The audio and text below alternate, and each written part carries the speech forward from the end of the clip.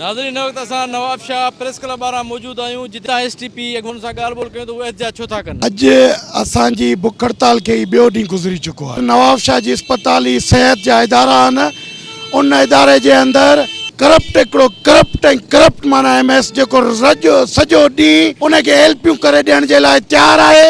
बाक़ी सिंध जे कंहिं मासूम ऐं ग़रीब माण्हुनि जे लाइ तव्हां वार्डन में ॾियो कंहिंखे डिस्प्रिन जी गोरी बि कोन था। असां पहिरें ॾींहं ते थाणे ते पहुता आहियूं, FIR वठो, पर इंतज़ामिया असांजी FIR वठण जे लाइ तयारु न आहे। ज़िले सदर खे चए पियो त हिननि सां तव्हां ॻाल्हियूं कयो, असां इन्हनि सां छो ॻाल्हियूं कयूं, आख़िर ही बदमाशी बि कनि, ॻाल्हियूं बि असां इन्हनि सां कयूं।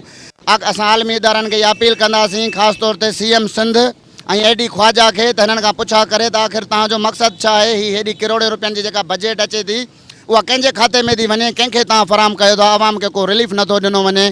फौरी तौर ते हिनखे मुअतल कयो वञे, न त असां सॼे ज़िले में तहरीक हलाए हिनखे हर हाल में हटाईंदासीं। असांजो मुतालबो इहो आहे त MS राशी ऐं सिक्योरिटी इंचार्ज अलीगढ़ डायरी RMO असलम ख़ासकेली इन्हनि सभिनी खे मुअतल करे हे जेका वाक़ियो थियो आहे शफ़ाफ़ इंक्वायरी करे हिन जे ख़िलाफ़ कार्रवाई कई वञे।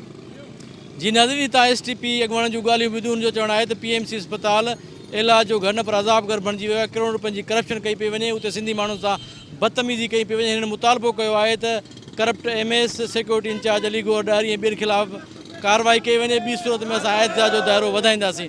कैमरामैन रफ़ाकत आराई सां गॾु ज़ुल्फ़कार ख़ासकेली, सिंध TV न्यूज़ नवाब शाह।